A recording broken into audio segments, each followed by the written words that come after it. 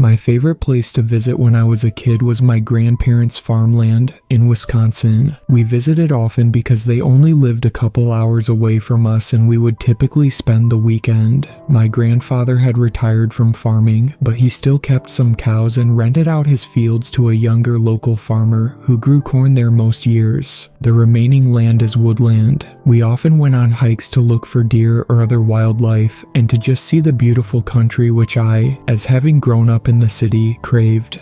One thing that my grandfather, his relatives, and eventually me also used the land for was hunting. The land, full of thick forests and cornfields all around, was ideal for hunting deer. My grandfather had hunted deer on that land his entire life, and he had always wanted me to hunt there once I was old enough as well. Eventually, of course, I did, and this story would not exist if I hadn't. And God, do I wish I hadn't.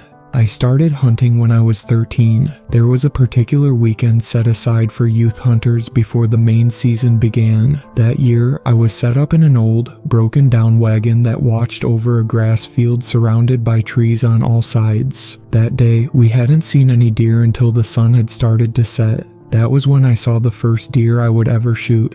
It was such an exciting experience, and getting a deer felt so satisfying. Also, it was a way I had been able to bond with my father and grandfather, and I felt I had made them proud. I got to do something they had done their entire lives. The next couple years were of similar experience. I hadn't had a reason to stop hunting. I loved it.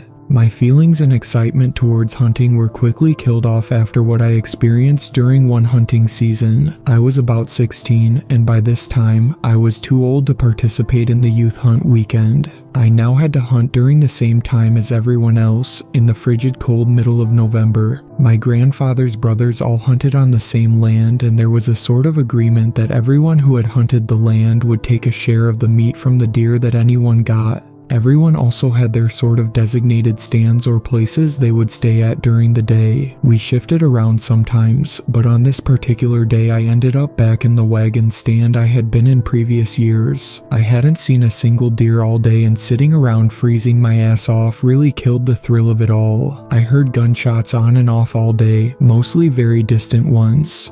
As the day approached nightfall, a crack broke through the frozen air. It came from somewhere in front of me, past the field and woods I was watching over all day. It wasn't far. It must have been on my grandfather's land, and I knew both my grandfather and my father were set up in their own stands in that direction. Between me and them was a trail that went through the woods and opened up in another field. I had hoped it was one of them who had been able to get their deer, and I was excited at the thought, as we hadn't been having very much luck this year. Not long after, only a few minutes or so, a doe jumped out from the tree line and dashed quickly across my field. It must have been running from the shot I had just heard, either along with the deer they had shot, or having been spooked by the noise. I didn't shoot this one. I was after a buck, and I wasn't going to waste my shot on a target moving so fast.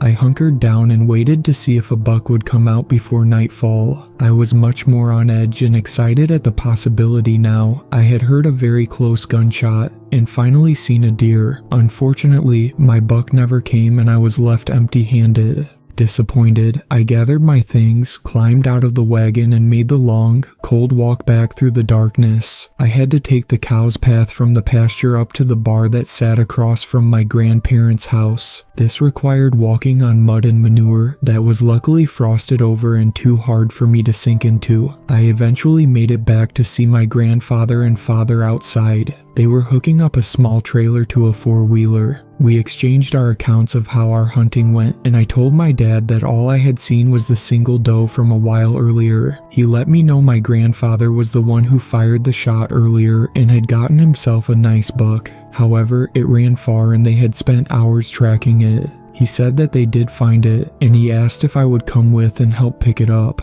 I was more than happy to help. I was ecstatic for my grandfather who had been able to get himself a buck. I hopped on the trailer with my father and my grandfather drove up around the corner of their driveway to the gravel road. There was no sunlight left at this point and this was the countryside, so the dark of night was truly dark. The only thing visible was what the lights of the four-wheeler unveiled. After a couple minutes on the road, we took a left onto a trail through the woods. We kept on this trail for a while. I don't remember how long exactly, but I remember thinking of how deep in the woods we must have been with each tree we passed, and each new shadow the headlights cast into the forest beyond. Eventually got to where they had left the deer. It was nice, I remember that much. A good-sized buck with 8 or 10 points. I congratulated my grandfather. I got closer and something was very off to me, where the deer had a bullet wound. It was shot straight through the heart, a textbook shot. If you have ever hunted deer, you know that the heart is what you always aim for if possible. A deer can't get far without a working heart. Just as you or I, somehow this thing was able to run an extraordinary distance after my grandfather had shot it so perfectly. It was from a .270 Winchester round and one specifically made for hunting as well. This didn't make any sense to me. Since they had already gutted it and brought it to the trail, all we had to do was load it up and bring it back to be stripped for meat. My grandfather took it to his brother's house, which was closer to that trail and where they were already cleaning up a deer someone else had shot that day. I was expecting to be given a task related to collecting the meat, such as labeling bags and bagging up the meat or something of the sorts, but my father had something else he needed me to do. My father told me he had forgotten his bag with his binoculars, ammo, and some other items when he had left his stand to assist my grandfather in tracking down the deer he had shot earlier. I knew what stand he was in and I told him no problem. I would go grab his bag and be back in no time. I took my father's truck. My father had been set up in a stand on the corner where the massive, already harvested cornfield met the trail through the woods into the much smaller grass field where I had been set up in the wagon stand. It was impossible for me to drive the same way that I used to walk back when the sun had gone down earlier. The truck would have a rough time getting down the manure-covered trail I had taken to get back, and even then, it couldn't get into the grass field or the trail after, so I could get to the stand. I had to drive around the roads to the opposite side of the massive cornfield and walk my way through it until I got to his stand. I hadn't driven my father's truck before, so just the trip on the gravel roads was nerve-wracking enough. Once I had gotten around and saw the opening for the truck to pull in, I drove up so the headlights of the truck pointed straight ahead at the field. I realized I had greatly underestimated the size of the field. Leaving the headlights of the truck on to light up the field to at least some degree, I stepped out and began my very, very long walk across the field. Given the brutal weather turned even colder with the sun down, I was still bundled head to toe. I want to mention this detail because along with the snow my mobility was quite restricted and I could only walk so fast. I knew that there were bears in this neck of the woods, made evident by the trail camera my grandparents had. I believe I was well within reason to still be carrying a rifle with me as I set out to retrieve my father's bag. It was an old .30 semi-automatic carbine from World War II. Not the most powerful or accurate rifle, but I figured it would be the nicest to have if I needed to defend myself from something. I kept it slung around the front of me, using my right to hold it close and keep it from bouncing around, and my left hand held a flashlight. I watched just about every other step as I had to traverse over little nubs of what was left of the stalks of corn that had previously populated the field. I alternated my view from the ground in front of me to the field and trees far ahead of me. The headlights from the truck cast a shadow from the remains of every stalk in the field and the trees beyond, leaving a million shadows cast on the field, pointed towards the woods. Even though I had lit the field nicely for myself, it still felt far too dark for my comfort. The closer I got, the more I felt my ridiculous paranoia clouding my mind with random thoughts. I felt as though a wolf would come from the woods, flank around me and attack me from the side. I actually stopped in my tracks and panned around to look for something in the field to be moving towards me. I did this a few times on my way to the stand. Each time, there was nothing. It was completely illogical fear that made me look in the first place. I had no clue what was getting to me, but it only got worse the longer I was out there. I chalked it up to it being late, dark, and me being alone in an empty field and the vast forest in front of me. Who wouldn't have some offsetting fears or imaginations? I found myself walking faster, stubbing the front of my boots into the ends of the corn stalks. I told myself that the faster I get the bag and get back, the sooner I'll be relaxing in front of the television in my grandparents' house and eating a nice warm meal. No matter what I told myself, the paranoia didn't stop. The scene before me combined with the cold weather surely didn't help, but neither did the dead silence in this field.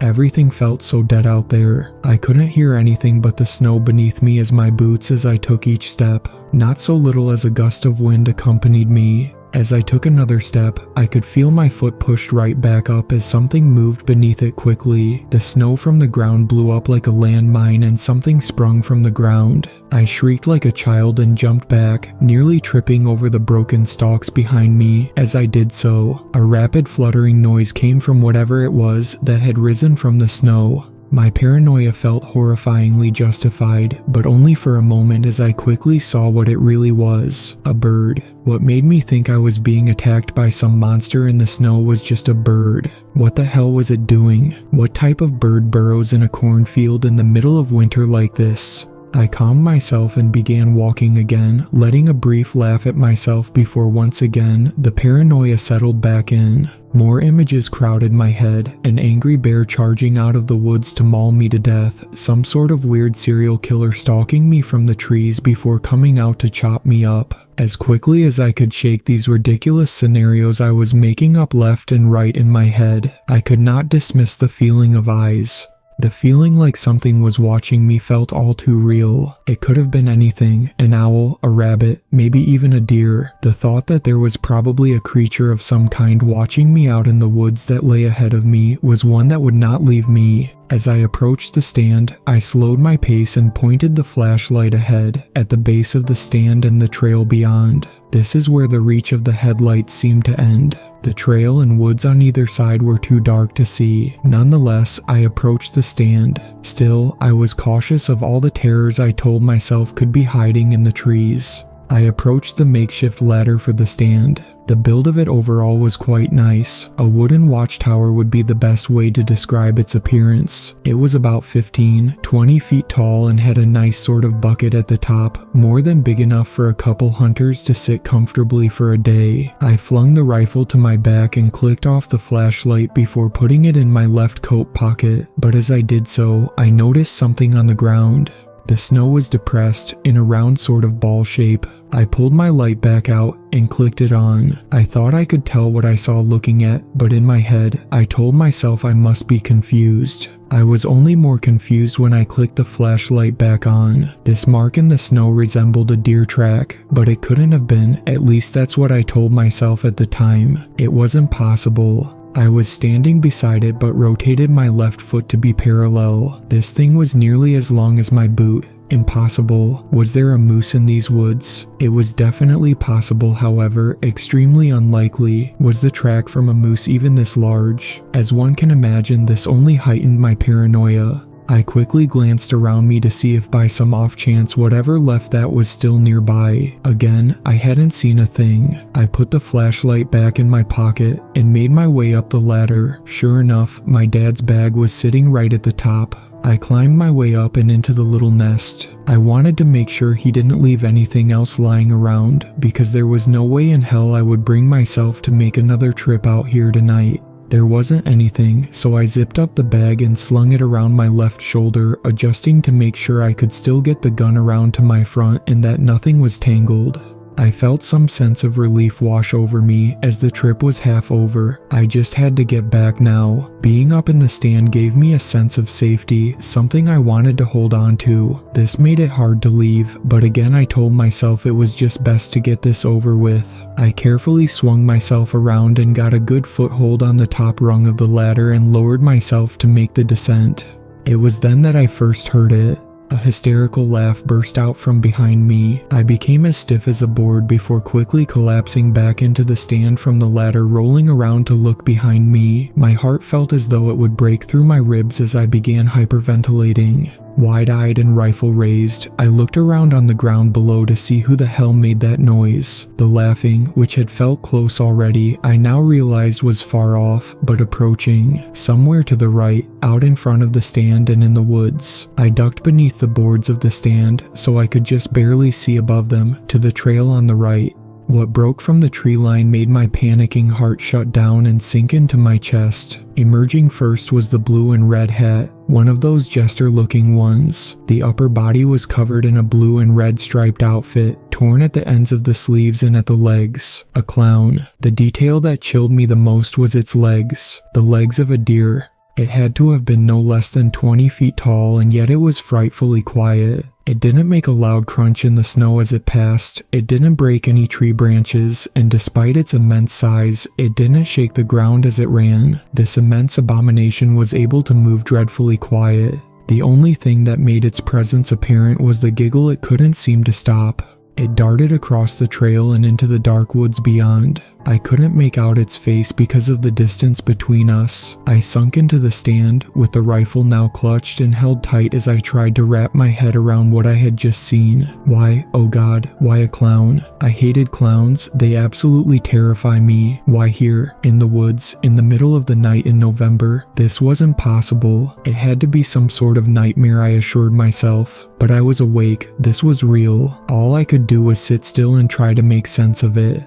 I had to have sat in silence for 10 minutes, wishing I were dead rather than there with whatever this monster was. I covered my mouth so as to not scream. I was in complete shock and panic. Soon enough I heard it coming back, from somewhere straight behind me, the same laugh from off in the distance, becoming louder as it approached. I sank into the stand, laying flat and praying it wouldn't come to me. It slowed its laugh, each chuckle slower than the last before it let out one extraordinarily loud final bellow that echoed through the woods before it fell silent. I knew it had to still be there and that it was coming, but I didn't expect how fast it did. Across from me was a gap with the ladder. In only a split second, I saw its massive hand, if you can call it that, reach up and grip around a tree from across the path. A long, coal-black hand with nails more closely resembling uneven claws. It stopped moving. What was it looking at? I heard a softer grunt before the hand moved away, and I could hear the snow crunch as it shuffled to my left, out into the field.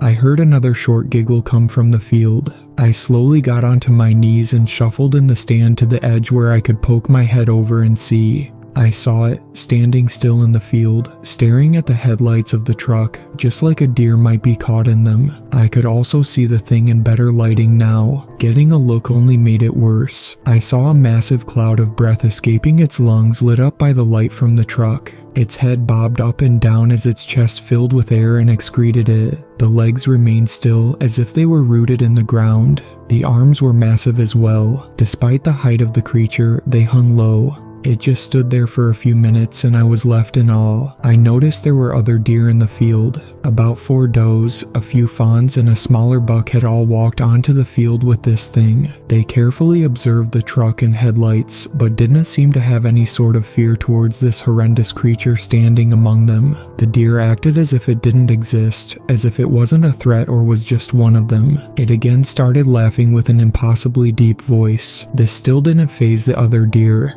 It turned and started barreling towards the path again. I quickly ducked and waited for it to pass. This time it didn't turn into the woods and kept on down the path. I laid back down. I was so shaken and afraid I again had to cover my mouth and use all the energy I had to muffle my uncontrollable whimpers. The tears running down my face felt freezing. I had to think of a way to get out of here, but how? That thing could swing back around at any moment, and who the hell knows what it would do if it caught me in the open field. I sat, head hung and eyes closed, until I could calm myself to composure and contemplated my options. It seems to like the trails and open fields, and I figured it had to be too large to be able to traverse through thick forest quickly. I needed to take my chances through the woods. I could stick with them all the way to my grandparents' house, but it was going to be a long walk.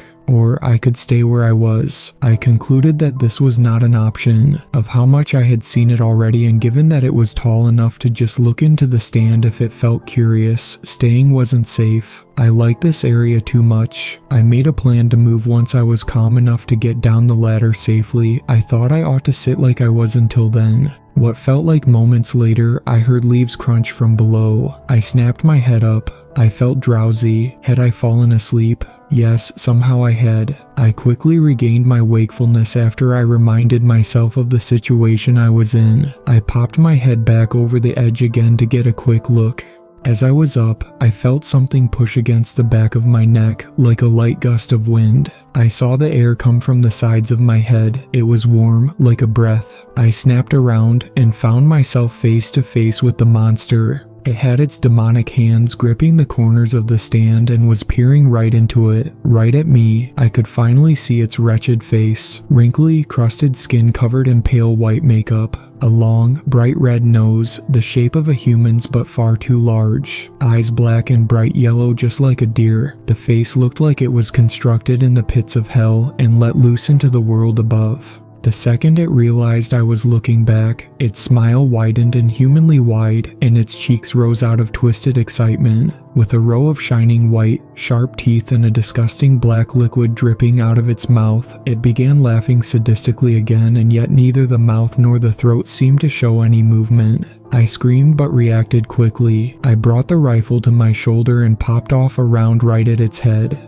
The shot cracked through the night as I sat up quickly from the boards I had been resting on. Still in the stand, still sitting. I took a glove off and lightly touched the barrel of my rifle, realizing it wasn't warm. I had not actually shot. None of that had happened. Relieved as I was and hopeful that it was all a vivid nightmare, I was quickly disappointed. The laugh boomed through the woods again. This time its voice sounded as if it was fragmented into many others. It sounded as if a choir of demons were laughing in sync with each other before a deep, booming voice from the distance spoke. "Did I scare you, boy?"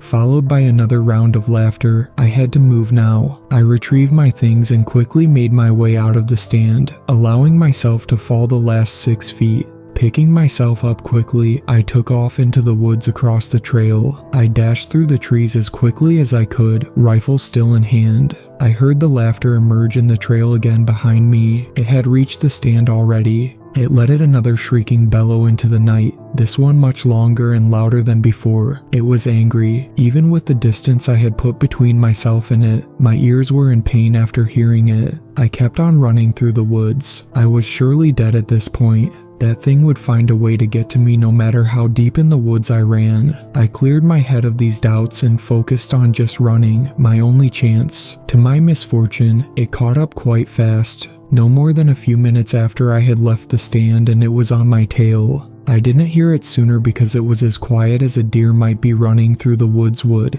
When it got close, it couldn't contain its excitement and broke out into another fit of laughter as it clawed at the trees, pushing them aside to catch up. I knew my rifle couldn't do much to this thing, but I had to try. I couldn't see a thing in the darkness, but I turned and started popping off rounds at its chest, the most obvious and hard to miss target I could pick. It was still a good 30 or 40 feet behind me, and there were a lot of trees between us. It didn't seem to have an effect. I turned and kept on for about 30 seconds before I was reminded that I couldn't outrun it, and it was even closer now. I turned a corner and twisted to get a line of sight as I realized it had closed the distance between us. It tripped on something and fell, its upper body hanging on a big tree right above me with its right arm and head locked between a branch and the trunk. It reached out with its right arm. I jumped back trying to escape the grab, but I failed. Its hand fit around my entire torso as it jerked me up towards its face. The head was shaking like an angry dog as it opened its mouth wide again. I could see the hate in its eyes. For whatever reason, maybe a desperate last-minute measure, I clicked on my flashlight and pointed it at this monster's eyes. It tilted its head away in a fast jerk to escape the light of my flashlight.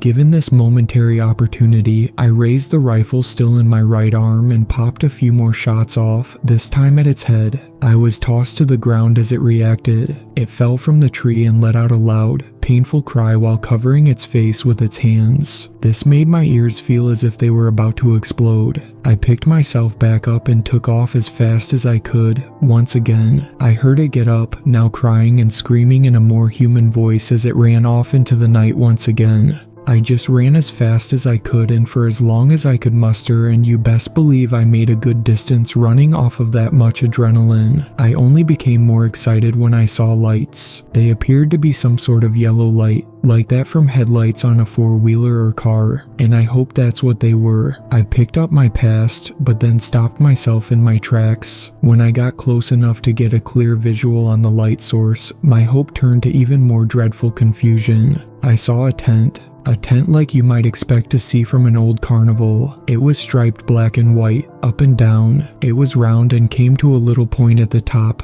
The lights had been strung all along the edges, at the top of the frame. Bright yellow light bulbs, each one, in order, shut off every so often and turned back on to give that sort of illusion that a ball was rolling through them. What made even less sense was the ground it sat on. There was a circular patch of perfectly green, even grass around the whole thing. There was not a single tree in this perfect little grassy disc out in the middle of the woods. I stepped onto the grass cautiously. I don't know why I had such curiosity after having just escaped a monstrous abomination, but it didn't stop me from wanting to check out this tent. I approached the tent and then walked around to try and see if it had some sort of entrance. As I was coming around, I saw a huge beam of the same yellow light escaping what I thought had to be the entrance. Right when I was about to go up and open it, I faintly heard the cries coming from the woods again. I jumped back into the trees and got low to the ground. I knew now that there was no outrunning this thing, so I ought to wait and let it pass. Eventually it broke out of the trees and into the grass area right before me. Still gripping one hand over its face, it pulled open the entrance to the tent, unleashing a huge flash of light into the night. It climbed headfirst until it was miraculously all the way inside. I just sat in silence and kept a close eye on the tent. After it had gone in, I didn't hear any noises from the creature anymore. No cries, screams, horrid laughter, or speaking. After a few minutes, the light bulbs on the tent shut off one by one and the light coming from inside faded until it was gone. I still laid there for another few minutes, left confused yet again. Slowly, I climbed to my feet and started walking through the woods once again. I kept a more slow and steady pace. I wasn't sure if this was over or if running was even the best option at this point, so I just stuck with my slow, steady, and quiet walk. Soon enough, I found a road and followed it until I found my grandparents' place again. My grandmother was the only one there. She let me know my father and grandfather had gone out to look for me. I called up my father who, by some miracle, had a connection out there. I told him to get back. I had a long drawn-out screaming match to tell them to get out of there as quickly as possible, but I wasn't listened to. Luckily they came back, perfectly fine, but having seen nothing. That night I tried to tell the truth and tell it as straight as possible to my family, and they didn't have much to say in return. I'm sure some of them felt I was losing my mind, and I suppose that conclusion would make sense. I was assured that if that tent was there and if there were any tracks left, we would see it in the morning. I didn't sleep that night for any number of reasons you might imagine. Despite having gone through what I had, I wanted to go back and find everything and prove I wasn't crazy, because the longer I thought about it, the less sense it all made. Maybe I did lose my mind. The next day we all went out and found absolutely no remnants of the creature, and no mysterious tent or the plot of grass it sat on. I don't believe I'll go hiking out on that land anymore, or maybe in any woods. I certainly don't think I will ever hunt again. I have a profound fear of the forest at night that I have yet to shake. For a while I believed I was insane, but as I write this I realize I can't be. I did shoot my gun that night. We found the brass. I was picked up by that thing. Everything about that night is still vivid in my memory. I saw everything so clearly, and I will never forget it. I don't know if that thing has a tie to that land in Wisconsin, or if it resides in other woods, or maybe it isn't bound to any forest. Maybe a time, another condition of some sort. I am looking for answers, but I have failed to find any that make any sense. If anyone has ever seen or heard of anything like this, I need to know. Please reach out.